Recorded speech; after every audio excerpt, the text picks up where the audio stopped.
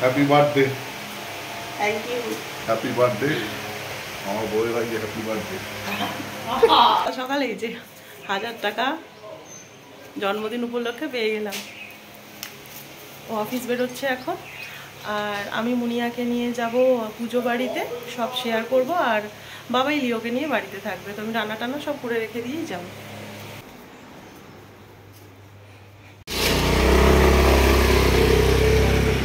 আজকে বুদ্ধ পূর্ণিমা। বুদ্ধ পূর্ণিমা সবাইকে জানাই অনেক অনেক শুভেচ্ছা, ভালোবাসা। আর এই দেখুন সকাল সকাল পাশের বাড়িতে সত্যনারায়ণ পুজো হয়েছে বুদ্ধ পূর্ণিমায়। এই যে ঠাকুরের প্রসাদ, সিন্নি আর মিষ্টি চলে এসেছে, সোনপাপড়ি। তো সকালে আমরা এটা এখন খাবো, ঠাকুরের প্রসাদটা। তারপর টুকটাক কিছু খাওয়া দাওয়া করব। আমি একটু বাবাইয়ের জন্য অল্প কিছু রান্না করে দিয়ে যাব।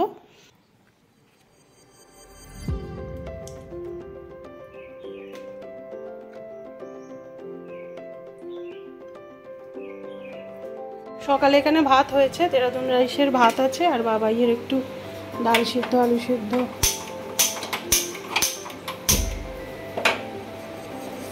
করে রেখে, লিওর খাবারটা করে রেখে তারপর। আজকে আমার জন্মদিন, আর সেই জন্মদিনে আমি অনেক বড় একটা গিফট পেয়েছি, যেটা হচ্ছে আমার মেয়ে মুনিয়া হাতে করে এই কার্ডটা বানিয়ে আমাকে দিয়েছে। আর জন্মদিনের জন্য এই কার্ডটা ও অনেক দিন আগে থেকেই প্রিপারেশান নিচ্ছিল। ওর বাবাকে বেশ কিছু ছবি আমি দেখছিলাম প্রিন্ট আউট করতে দিচ্ছিল, কিন্তু কিসের জন্য সেটা আর বুঝে উঠতে পারিনি। তো কালকে রাত্রিরে আমি দেখলাম বসে বসে এই কার্ডটা বানাচ্ছিল। আমি অতটা জিজ্ঞাসা করলাম না, কারণ স্কুলে অনেক সময় প্রজেক্টের কাজও তো করতে হয়। তো যাই হোক, আর আমি যখন ঘরে ঢুকেছিলাম ও আমাকে বলেছিল, মা তুমি এ ঘর থেকে চলে যাও। তো তখনও আমি ব্যাপারটা বুঝতে পারিনি। আমার বার্থডে কার্ড তো দেখালাম আপনাদের। আর আজকেই দেখুন ওর বন্ধু নীলপর্ণা, ওরও বার্থডে ছিল দুদিন আগে, তো ওর বার্থডে কার্ড একটা বানিয়েছে মুনিয়া। আজকে যেহেতু এই নীলপর্ণাদের বাড়িতেই পুজো বাড়ি যাব আর কি, শেতলা মায়ের, তো নীলুর জন্য একটা কার্ড বানিয়েছে বার্থডে, সেটাও দেখাচ্ছি আপনাদের। অনেক পয়সা দিয়ে কিছু গিফট কেনার থেকে আমার মনে হয় এগুলো অনেক বেশি এক্সপেন্সিভ।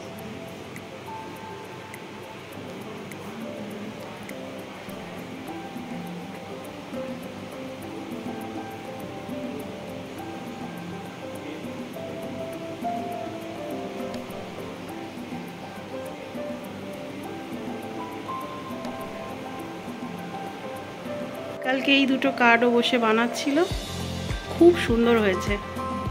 মানে এর থেকে দামি জিনিস আর কিছু হতেই পারে না। এবারে আসি ছেলের গিফটের কথায়। এই দেখুন, এই যে ব্যাগটা দেখছেন, এটা আমাকে বাবাই গিফট করেছে। আগের বারে বার্থডেতেও ও আমাকে এরকমই একটা ব্যাগ গিফট করেছিল, তবে সেটা হোয়াইট কালারের। আর এই ব্যাগটা অনেকটাই বড় সাইজের, আমার তো খুব পছন্দ হয়েছে। ও জানে যে আমি ব্যাগ ভীষণ পছন্দ করি। টাইম টু টাইম খেয়ে নেবে, বাবা একটু দেখুন লিওকে, আবার চলে আসবো 4-5টার মধ্যে এসে, তারপরে আবার লিওর খাওয়া টাইম হয়ে যাবে। তো এই দুটো টাইম লিওর খাওয়া দাওয়ার ঝামেলা থাকে না, সেই জন্যই বেরোতে পারছি। হয়ে গেছি, এদিকে রান্না টান্না সব করে রেখে লিওর খাবারটা আবার একদম গুছিয়ে রেখেই যাচ্ছি। বাবাই ওকে খাইয়ে দেবে। আর আমার পুজো পুজো হয়ে গেছে, মুনিয়া রেডি হয়ে গেছে, আর আরেকজন বন্ধু যাচ্ছে আমার সাথে, আমি দেখাচ্ছি, বেরোলে আপনাদের সাথে দেখা হবে। আর ওখানে পুজো বাড়িতে কী কী হচ্ছে না হচ্ছে সব কিছু আপনাদের সাথে শেয়ার করবো যতটুকু। আর অনেকটা দেরি হয়ে গেছে আমার সমস্ত কাজকর্ম করে আর কি যাওয়া, তো বারবার ওখান থেকে নীলপর্ণা ফোন করছে, মানে মুনিয়ার যে বন্ধু আর কি। তো ওখানে গিয়ে চলুন দেখা হচ্ছে। গুড মর্নিং বন্ধুরা, আশা করি আপনারা সবাই খুব ভালো আছেন, সুস্থ আছেন। আমিও খুব ভালো আছি। আজকে যাচ্ছি আমরা মুনিয়ার বন্ধুর বাড়ি, তো ওখানে শেতলা মায়ের পুজো আছে। আর সকাল থেকে যা যা হয়েছে সব আপডেটই আপনাদের দিয়েছি। এখন যাচ্ছি ওখানে পুজো বাড়িতে গিয়ে যা কিছু হবে আপনাদের সাথে শেয়ার করব। আর এখন এটা হচ্ছে বরগেছি, আর রাস্তাটা দিয়ে আমরা যাচ্ছি অনেকটা দূরে, জাহাঙ্গীরপাড়া বলে একটা জায়গা রয়েছে, ওখানে পুজো হবে।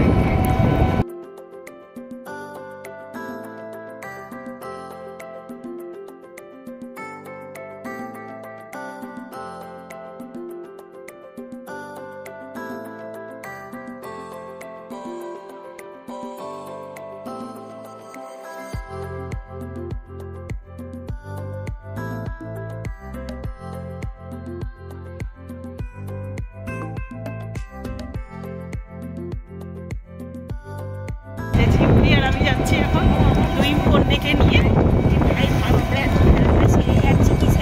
এখানে রাস্তাটা কি সুন্দর, এই দিকটা দিয়ে যেতে খুব ভালো লাগে, একদম ফাঁকা।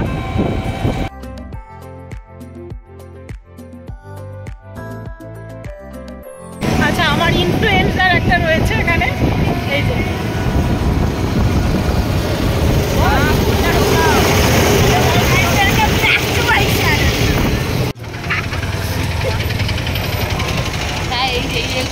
মানে অনেকটা কাছাকাছি প্রায় প্রায় বলতে পারি।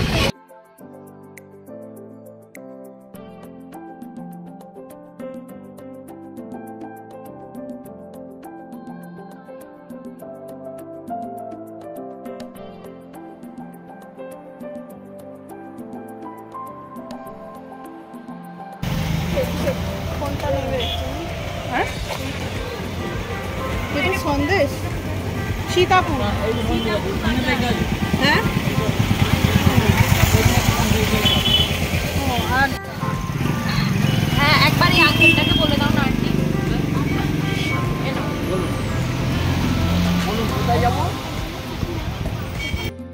কি খাবি? কোন সন্দেশটা খাবি বল?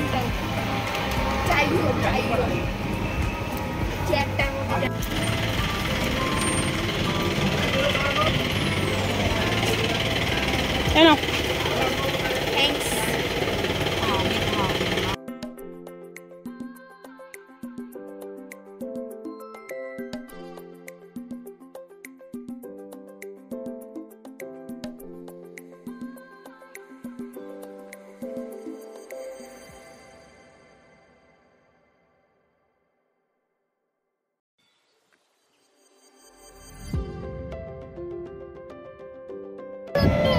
ছোট বাড়ি না, ছোট্ট টাইপের, একটু বাংলো টাইপের হবে।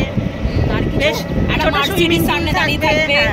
একটা না মার্সিডিজ না, আমার ফরচুনার থাকবে একটা সামনে, আর একটা সুন্দর ব্যালকনি থাকবে, গাছপালা চলবে না, ইনডোর থাকবে, আর আমাদের লিও আর ম্যাঙ্গো সামনেটা খেলা করবে।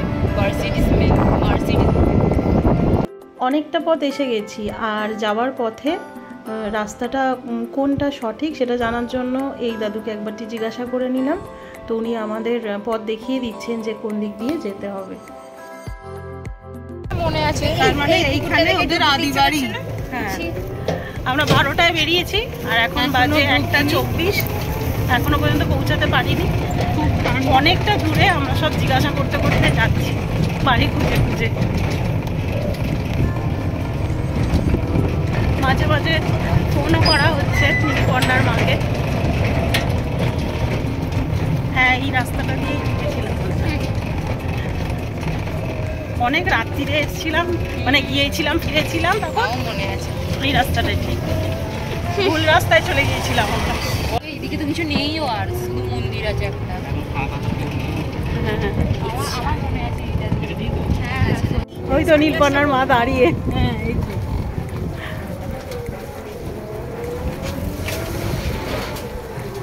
হ্যাঁ হ্যাঁ, এই তো এইটা দিয়ে আন্টি নিয়ে গেছিল আগের বছর।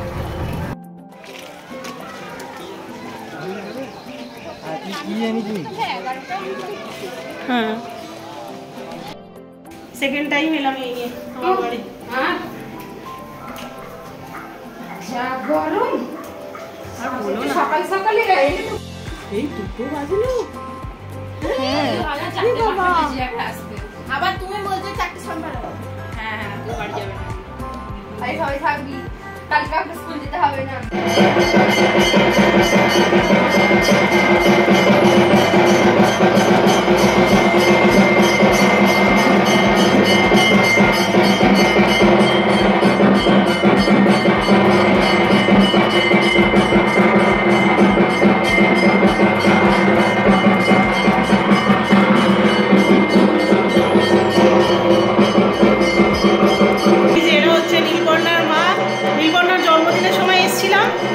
সেকেন্ড টাইম, ওর জন্যই অনেক করে বলেছে, ওর জন্য এত কষ্ট করে এত দূর ছুটে আসা। দিয়ে দিই, বড় করে হাঁ করবি কিন্তু।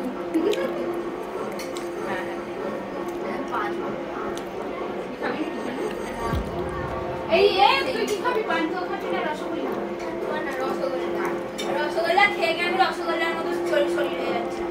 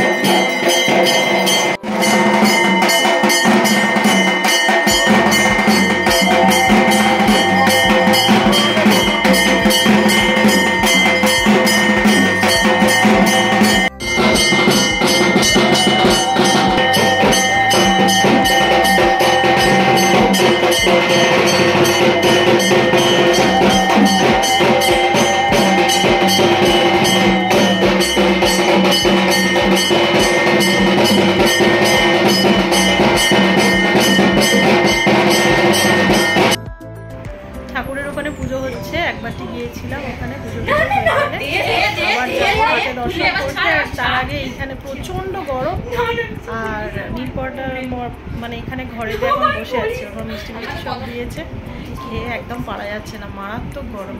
আমাদের আসতেই প্রায় 2 ঘন্টার মতো লেগে গেছে, আবার যেতে হবে বাড়ি। তো কিছুক্ষণ এখানে সময় কাটিয়ে যাব, সবাই বসে আছি আমরা এখন এখানে।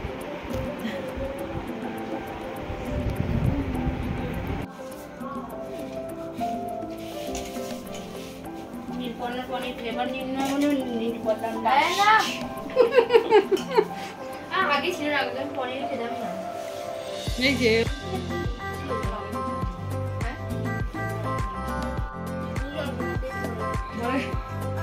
তোমার কি লাগবে? নিপন্ন কিছু নয়। নিপন্ন লজ্জা পেয়েছে।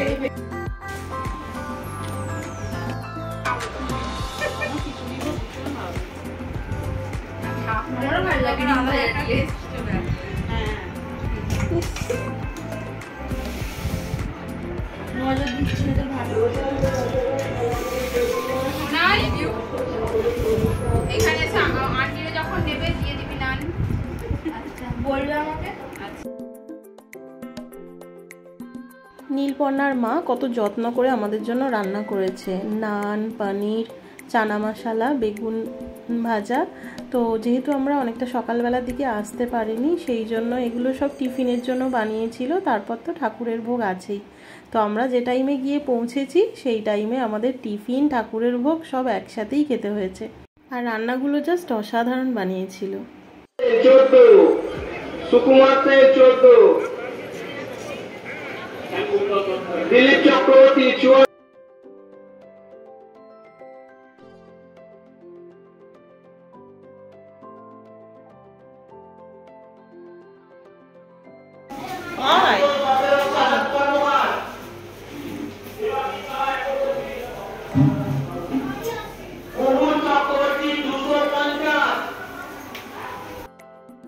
এতক্ষণ এসেছি, মায়ের মুখটাই দর্শন করা হয়নি, কারণ আমরা যখন এসেছিলাম তখন মায়ের হোম যজ্ঞ, ছাগ বলি, তারপর আরও অনেক যে নিয়ম কানুন, লোকে যে পুজো দিতে আসছে মায়ের কাছে, ভোগ বিতরণ সব কিছুই এখানে হচ্ছিল। তাই মায়ের মন্দিরের ভেতরটায় আমরা প্রবেশ করতে পারিনি, অনেকটাই ভিড় ছিল। এখন পুজো একদম শেষ হয়ে গিয়েছে, আমরা শেষ পর্যন্তই ছিলাম, অনেকটা বেলায় এসেছি ঠিকই, কিন্তু এই সৌভাগ্যটাও আমাদের হয়ে গেছে। মা চেয়েছিলেন যে মায়ের পুজোর শেষে মায়ের ভোগ একদম আদি ভোগ খেয়ে যেন আমরা বাড়ি যাই, আর সেটাই হলো। যাই হোক, মায়ের মূর্তিটা দেখুন কি অসাধারণ। নীলপর্ণার মা গল্প করছিল এতক্ষণ যে এই মায়ের মূর্তি নাকি আগে মাটির ছিল, তো বহু বছরের এই মূর্তি শেতলা মায়ের। এবছরে মায়ের এই মূর্তিটা একদম পাথরের তৈরি করা হয়েছে, সেই জন্য অনেক বড় করে অনুষ্ঠান করা হয়েছে। আর মায়ের যে মূর্তিটা আগে ছিল সেটা নাকি দেখলে ভয় পেত, কারণ চোখটা ছিল একটু অন্যরকম। আর শেতলা মা তো জানেনই যে কি ভীষণ জাগ্রত, আর মায়ের মহিমার কথা তো তুলনাই করা যায় না। যাই হোক, আমাদের পুজো বাড়ি এসে ভীষণ ভালো লাগলো, পুজো দেখে খুব ভালো লাগলো। আমার জীবনে তো এই প্রথম শেতলা মায়ের পুজোতে আসতে পেরেছি কোনো জায়গায়, এর আগে আমি মা শেতলার একদম সামনাসামনি কোনো দিনই কোনো মন্দিরে পুজোয় যেতে পারিনি। যাই হোক, নীলপর্ণার সুবাদে ওদের বাড়িতে আজকের দিনটা আমাদের খুব খুব ভালো কাটলো। এখন আমরা একটু ওপরে যাব, কিছুক্ষণ বসেই আমরা বেরিয়ে যাব বাড়ির জন্য, কারণ অলরেডি এখন প্রায় 4টে সাড়ে 4টে বাজে। আর আমাদের যে টোটো দাদা মাসুমদা বলল ফোন করে যে দুটো চাকাই নাকি পাঞ্চার হয়ে গেছে, সেই কারণে ওই চাকা সারিয়ে তারপর টায়ার পাল্টে আমাদেরকে ফোন করবে, তারপর আমরা যেন বাড়ি থেকে বেরোই। এখন বাজে 5টা আর আমরা বাড়ি যাব বলে বেরিয়ে পড়েছি। আর এই দেখুন, নীলপর্ণাদের বাড়ির কাছেই এই আম গাছটা হয়েছিল। আমগুলো এত বড় বড় হয়েছে আর একদম সামনে ঝুলছে। আর আপনাদেরকে একটু দেখিয়ে দিই, দেখুন এখন তো আমের সিজন, আম ছাড়া তো কিছু ভাবাই যায় না।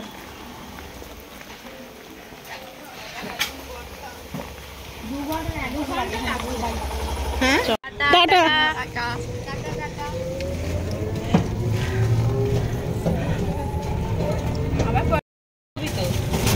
পরের বছর 30 বছর বয়স হয়ে যাবে তোর, ভালো।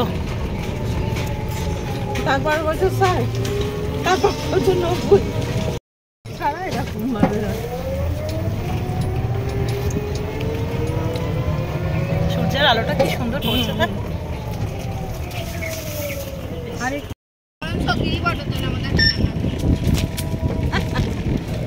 কি মো রাস্তাটা গেছিলাম,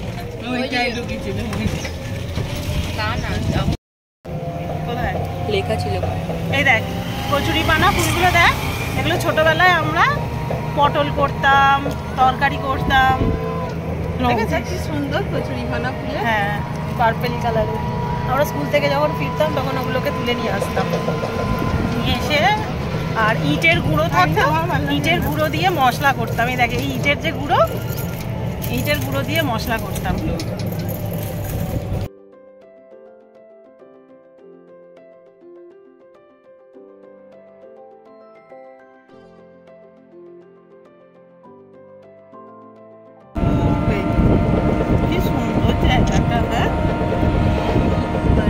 এই মাঠটার উল্টো দিকটা ওই রাস্তাটা দিয়ে আমরা যাই, ওইদিকে যে বাস রাস্তা আছে।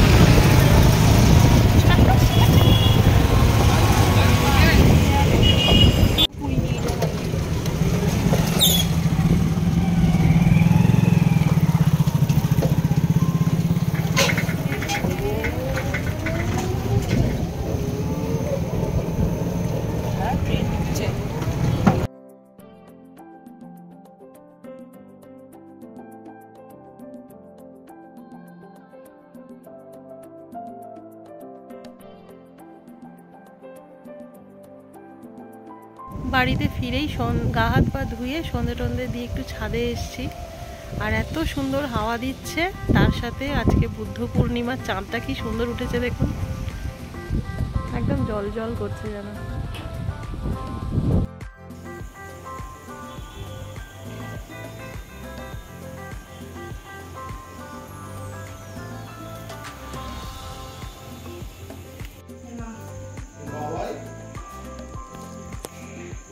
পাইনি, ভাবলাম গিফট করবো 3-4টে। Thank you. আজকে আমার জন্মদিন, আর সেটা ভুলে গেলে তো চলবে না। সকাল থেকে ঠাকুরের আশীর্বাদ নিয়ে দিনটা শুরু হয়েছিল, আর শেতলা মায়ের পুজো দেখে সারাটা দিন খুব ভালো কেটেছে। কিন্তু বিকেলবেলা ওই যে এখনকার দিনের একটু নিয়ম কানুন না পারলেই নয়। আর যেহেতু আমার একার সংসার, আমাকে আর কে রেঁধে বেঁধে খাওয়াবে, সেই জন্য মেয়ে আর ছেলে দুজনে মিলেই এখন আমার বার্থডেটা এইভাবে সেলিব্রেট করে। ওরা প্রত্যেক বছর আমার জন্য কেক নিয়ে আসে, আর সেই কেকটা কেটে আমার বার্থডে সেলিব্রেশন হয়। তা না হলে নিজের হাতের রান্না নিজেই রেঁধে বেড়ে খেতে হয়। তো যাই হোক, এখন সবাই ফোন করছে। মা তো একদম সকালে ফোন করে বার্থডে উইশ করেছে, তারপর বোনের হাজব্যান্ডরা সবাই জানিয়েছে। আর এখন ভাই উদিত আমাকে ফোন করেছে। প্রত্যেক বছরই ঠিক কেক কাটার আগে ও মনে করে আমাকে ফোনটা করে। চলুন এবার ঝটপট কেকটা কেটে নিই। বাবাই লিওকে নিয়ে, মুনিয়া ম্যাঙ্গোকে নিয়ে, আমরা এই নিয়ে আমাদের পরিবার খুব আশীর্বাদ করবেন যেন আমরা একদম হাসি খুশি খুব ভালো থাকতে পারি আর সবাইকে ভালো রাখতে পারি।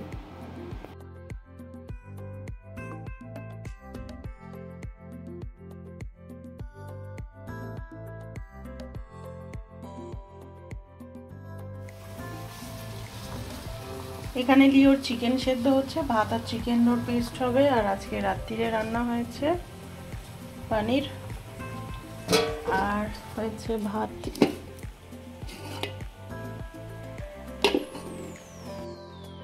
কেক কাটিং হয়ে যেতেই তারপরে মুষলধারে ঝড় আর বৃষ্টি এলো। আর এতক্ষণ ধরে ঝড় বৃষ্টি হলো, চারিদিকে সমস্ত ভাঙচুর হয়ে গেছে। আমার তো একটা সুন্দর ফ্লাওয়ার ভাস ভেঙে গেল। তো যাই হোক, এখন তো আমি চিকেনটা বসিয়েছি লিওর। কারেন্টও নেই, মিক্সার গ্রাইন্ডারে কী করে পেস্ট করব জানি না, ইনভার্টারে চালাতে হবে। আর ভাত আর পনির হয়ে গেছে। তো রাত্রিরের মেনু আজকে এটাই। সকালের দিকটা পুজো বাড়িতে কাটিয়েছি, আর সন্ধ্যের পর থেকে বাড়ির সবার সাথে, ছেলে মেয়ে হাজব্যান্ডের সাথে বার্থডেটা সেলিব্রেট করেছি। তো আশা করি আপনাদের ব্লগটা আজকে ভালোই লাগবে। তাহলে চলুন আজকের ব্লগটা এখানেই শেষ করি। দেখা হচ্ছে পরবর্তী আরেকটা ব্লগের সঙ্গে। ততক্ষণের জন্য খুব ভালো থাকবেন, সুস্থ থাকবেন আর সবাইকে ভালো রাখবেন। আমার চ্যানেলে যারা নতুন, যারা এখনও সাবস্ক্রাইব করেনি, তারা প্লিজ চ্যানেলটাকে সাবস্ক্রাইব করে দেবেন। তাহলে আজ আসি, দেখা হচ্ছে পরবর্তী ব্লগে। Tata, good night.